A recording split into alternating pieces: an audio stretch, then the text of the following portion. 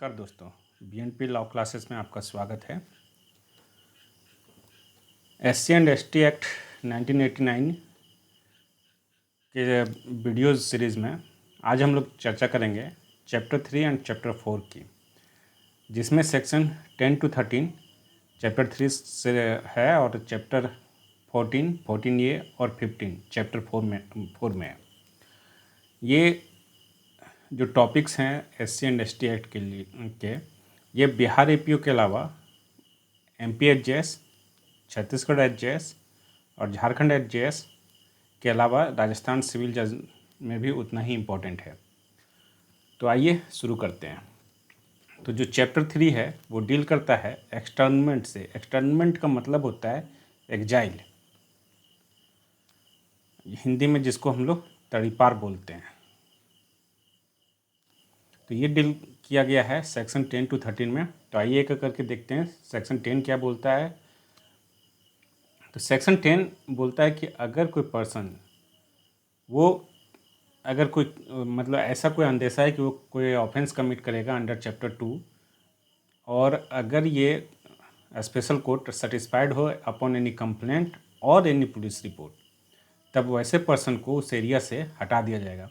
और ये जो एरिया है वो कैसे डिमार्केट होगा, तो वो शेड्यूल्ड एरिया या शेड्यूल्ड ट्राइबल एरिया जो है वो एज पर आर्टिकल 244 या सेक्शन 21 सब सेक्शन 2 के क्लाउज 7 ऑफ दिस एक्ट में दिया हुआ है, राइट। तो इसमें क्या है कि उसको रिमूव किया जाएगा और ये जो मतलब डायरेक्शन होगा उस पर्सन को कि आप उस एरिया से चले जाएं, और अगर वो नहीं जाता है तो उसका प्रोसेस क्या है वो आगे दे रखा है, मैं उसे बताऊंगा।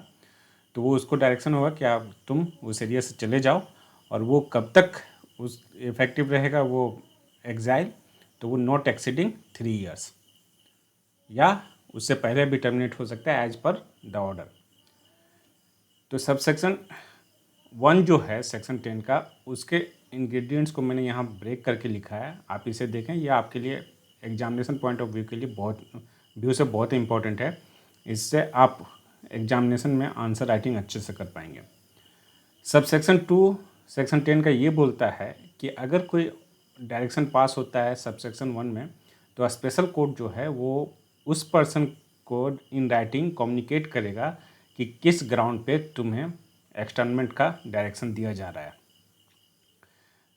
सब सेक्शन 3 क्या बोलता है कि अगर विद इन 30 days ऐसा पर्सन या उसके बिहाफ पे कोई रिप्रेजेंटेशन इन राइटिंग दिया गया, तो कोर्ट जो है वो रिवोक कर सकता है एक्सटर्नमेंट का ऑर्डर को, यानी कि जो ऑर्डर पास हुआ है 10 का सबसेक्शन 1 में उसको रिवोक या मॉडिफाई कर सकता है कोर्ट। अब आइए देखते हैं सेक्शन 11। सेक्शन 11 में है कि अगर सेक्शन 10 में किसी पर्सन के अगेंस्ट में एक डायरेक्शन पास हुआ है कि वो उस जगह को छोड़ के जाए या उस कोई पार्टिकुलर एरिया को में वो वापस नहीं आए, और वो पर्सन ये डायरेक्शन को कंप्लाई नहीं करता है, तो वैसे केस में क्या होगा। तो ऐसे केस में कोर्ट जो है वो पुलिस कस्टडी में लेकर या उसे अरेस्ट करके उस एरिया से बाहर ले जाने का ऑर्डर पास कर सकता है, और पुलिस फिर उसको बाहर ले जाएगी। 11 का सबसेक्शन 2 देखिए, इसमें बोलता है कि अगर मान लीजिए कि किसी पर्सन के अगेंस्ट में सेक्शन 10 का एक ऑर्डर पास हुआ है जो इस पीरियड के लिए वैलिड है, ठीक है, तो किसी वजह से टेम्प्रोरी पीरियड के लिए, मान लीजिए कि ये पीरियड के लिए उसे परमिट कर सकता है कि तुम इस एरिया में आओ, लेकिन कुछ कंडीशन इम्पोज करेंगे कि तुम क्या कर सकते हो क्या नहीं कर सकते हो, और इसके अलावा वो जो है पर्सन एक बॉन्ड एग्जीक्यूट करेगा, दैट विल बी विथ और विदाउट सिक्योरिटी। अब देखिए सबसेक्शन 4 क्या बोलता है कि अगर जो सबसेक्शन 3 में परमिशन दिया गया कि तुम एक पार्टिकुलर पीरियड के लिए उस एरिया में आ सकते हो, तो ये एरिया में आने के बाद अगर वो पीरियड एक्सपायर कर जाता है या कोर्ट उसके पहले रिवोक कर लेती, तो उसके बाद उस पर्सन को उस एरिया को छोड़ के जाना पड़ेगा, यानी कि सेक्शन 10 में जो उसको एग्जाइल में जाने का ऑर्डर हुआ था तो जो अनएक्सपायर्ड टाइम है, अनएक्सपायर्ड पीरियड ऑफ टाइम है, उस पीरियड के लिए फिर उसका उस एरिया में आना बैन हो जाएगा। अब देखिए सबसेक्शन 5 क्या बोलता है सेक्शन 11 का।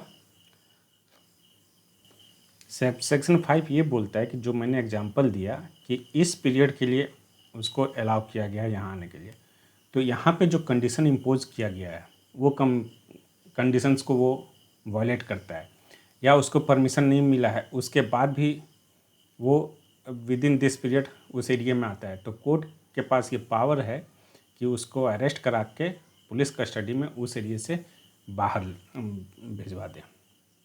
अब देखिए अगर किसी पर्सन के अगेंस्ट में सेक्शन 10 सबसेक्शन 1 का डायरेक्शन पास हुआ है, तो ऐसे पर्सन का फोटोग्राफ और मेजरमेंट लेने का पावर है कोर्ट को, सो दैट उसके रिकॉर्ड को रखा जा सके।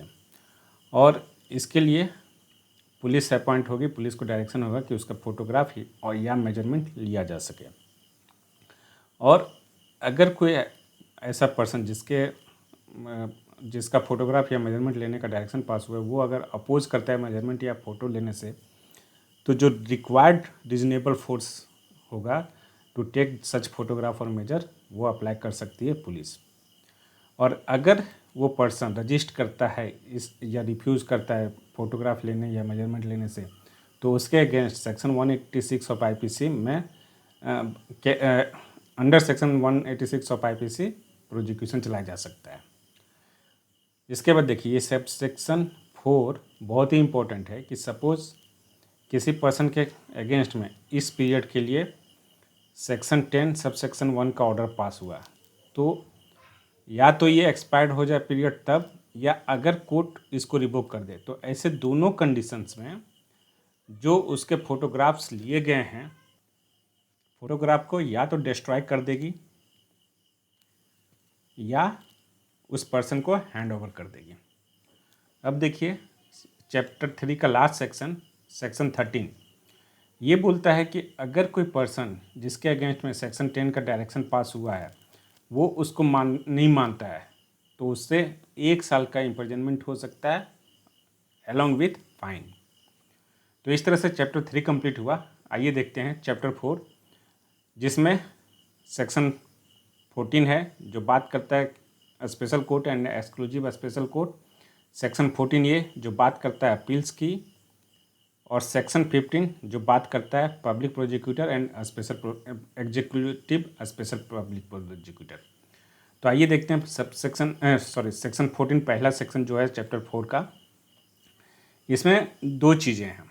देखिए सेक्शन 14 बात करता है एक्सक्लूसिव स्पेशल कोर्ट की, और सेक्शन 14 का सबसेक्शन 1 बात करता है एक्सक्लूसिव स्पेशल कोर्ट की, और इसी का प्रोवाइजो ये बात करता है स्पेशल कोर्ट की।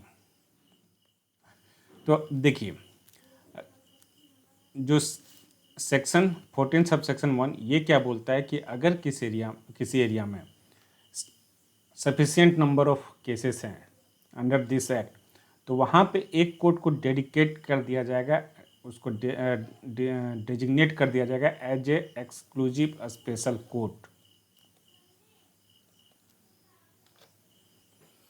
तो ये एक्सक्लूसिव स्पेशल कोर्ट एक डिस्ट्रिक्ट के लिए हो सकता है या मोर देन 1 डिस्ट्रिक्ट के लिए हो सकता है। मीन्स अगर एक डिस्ट्रिक्ट के केसेस जो हैं वो सफिशिएंट नहीं है, तो 2 डिस्ट्रिक्ट के मैटर्स को एक एक्सक्लूसिव स्पेशल कोर्ट में ट्राई किया जा सकता है। इसी का प्रोवाइजो क्या बोलता है कि अगर सफिशिएंट नंबर ऑफ केसेस नहीं है अगर इस एक्ट में, तो किसी कोर्ट ऑफ सेशन को ही स्पेशल कोर्ट डेजिग्नेट कर दिया जाएगा, जो इस एक्ट के अंतर्गत जो भी ऑफेंसेस है उसको ट्राई करेगा। और एक चीज़ और देखिए, इसमें सेकंड प्रोवाइजो जो है सेक्शन 14 का, वो बोलता है कि अगर आपको याद होगा सेक्शन 193 ऑफ सीआरपीसी, तो वो जो है वो कोर्ट ऑफ सेशन को डायरेक्ट कॉग्निजेंस लेने से बार करता है। लेकिन यहाँ जो सेकंड प्रोवाइजो ऑफ सेक्शन 14 है वो ये बोलता है कि इस केसेस में आगे मैं बताऊंगा कि कोर्ट ऑफ सेशन और स्पेशल कोर्ट और एक्सक्लूसिव स्पेशल कोर्ट के जजेस का एलिजिबिलिटी क्या होता है।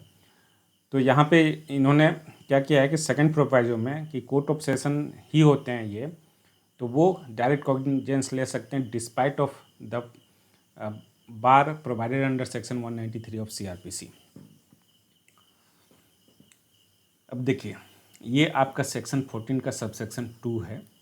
इसमें बोलता है कि ये स्टेट गवर्नमेंट की ड्यूटी होगी कि sufficient number of special court को एस्टैब्लिश करे सो दैट कि जो इसमें offences under SC and ST act है वो उसका डिस्पोजल विद इन 2 मंथ्स हो जाए। इसके बाद जो इसमें प्रोसीडिंग होगा वो मतलब उसमें भी स्पेशली विटनेसेस का जो अटेंडेंस एंड एग्जामिनेशन होगा वो डे टू डे होगा, और एडजर्नमेंट जो होगा वो special reason recorded in writing होगा, और वो रीजन ये होंगे जो beyond control of the court होगा। इसके बाद प्रोवाइजो टू सबसेक्शन 3 बोलता है कि जो भी ट्रायल होगा वो कंक्लूड होगा within a period of 2 months from the date of filing of the chargesheet. ये बहुत ही इंपॉर्टेंट है। अब आइए देखते हैं सेक्शन 14 ये क्या बोलता है। ये अपील की बात करता है, और अपील की जब बात होती है तो इसमें है कि अगर ये एक तरह से ओवरराइडिंग इफेक्ट दिया हुआ है अपीलेट प्रोविजन ऑफ CRPC को, और ये कहता है कि कोई भी जजमेंट, सेंटेंस या ऑर्डर जो कि इंटरलोकेटरी ऑर्डर नहीं है और पास हुआ है किसी स्पेशल कोर्ट से या एक्सक्लूसिव स्पेशल कोर्ट से, तो उसका अपील जो होगा वो हाई कोर्ट में होगा। और ऐसे अपील ऑन फैक्ट्स भी हो सकते हैं एंड ऑन लॉ भी हो सकते हैं। और ये जो अपील का पीरियड है वो आपका सबसेक्शन 3 में दे रखा है ऑफ सेक्शन 14A में कि ये जो पीरियड है 90 डेज़ होगा, लेकिन कोर्ट जो है वो अगर कोई अपील फाइल होती है बियॉन्ड 90 डेज़ तो डिले कंडोन कर सकता है, और ये कंडोनेशन ऑफ डिले आने की फिर with condonation of delay file हो सकता है कोई भी अपील विद इन 180 डेज़। मतलब जो लिमिटेशन पीरियड है वो मिनिमम 90 डेज़ है और मैक्सिमम 180 डेज़ है। आइए देखते हैं सबसेक्शन 2 ऑफ सेक्शन 14 ये क्या बोलता है। इसमें ये बोलता है, देखिए यहाँ पे सेक्शन 378 ऑफ CRPC की बात कर रहा है जो अपील की बात करता है। तो ये सबसेक्शन 2 बोलता है कि not with standing anything content in section 378, और उसके सबसेक्शन 3 में जो भी अपील होगा, मतलब मान लीजिए कि SC एंड ST एक्ट में कोई ऑफेंस कमिट हुआ, राइट, तो उसके लिए जो एक्यूज्ड है वो बेल एप्लीकेशन फाइल करेगा स्पेशल कोर्ट या एक्सक्लूसिव स्पेशल कोर्ट में, और अगर वो कोर्ट रिफ्यूज़ कर देती है या ग्रांट करती है बेल, तो ऐसे केस में उस ऑर्डर का मीन्स रिफ्यूजिंग और ग्रांटिंग द बेल, उस ऑर्डर का जो अपील होगा वो कहाँ पे होगा, तो हाई कोर्ट में होगा। सबसेक्शन 3 मैं बता चुका हूँ कि लिमिटेशन पीरियड की बात करता है 90 डेज से लेके 180 डेज तक। सबसेक्शन 4 बोलता है कि कोई भी अपील जब फाइल होगा हाई कोर्ट में तो वो डिस्पोज होगा within a period of 3 months from the date of admission of the appeal. मतलब जिस दिन अपील एडमिट हुआ उसके 3 मंथ्स के अंदर इसको डिस्पोज करना है। तो इस तरह अपील भी आपका ख़त्म हो गया। अब लास्ट सेक्शन जो बचा है चैप्टर 4 का वह है पब्लिक प्रोसिक्यूटर, और जिसमें हम यहाँ बोलते हैं special public prosecutor and exclusive public prosecutor.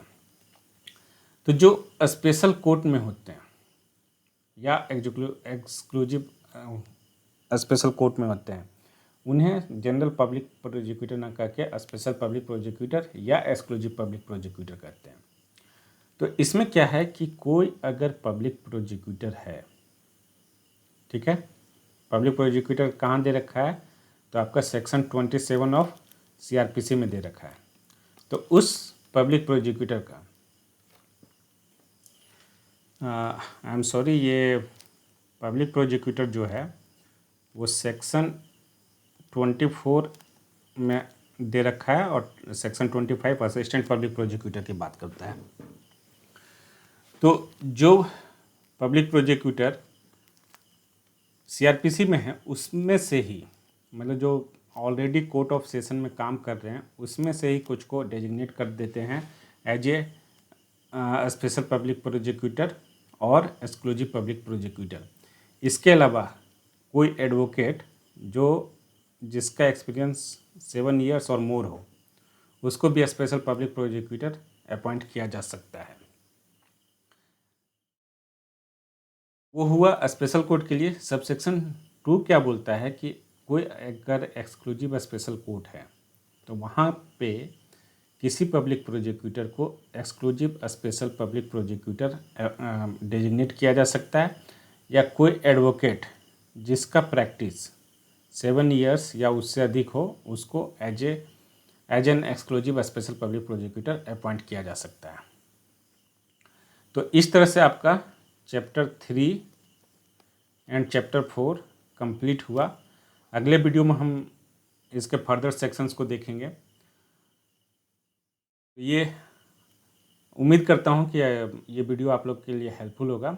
अगर आप इस चैनल पर नए हैं तो प्लीज़ इसे सब्सक्राइब करें और अपने दोस्तों के साथ इसको शेयर करें। Thank you very much.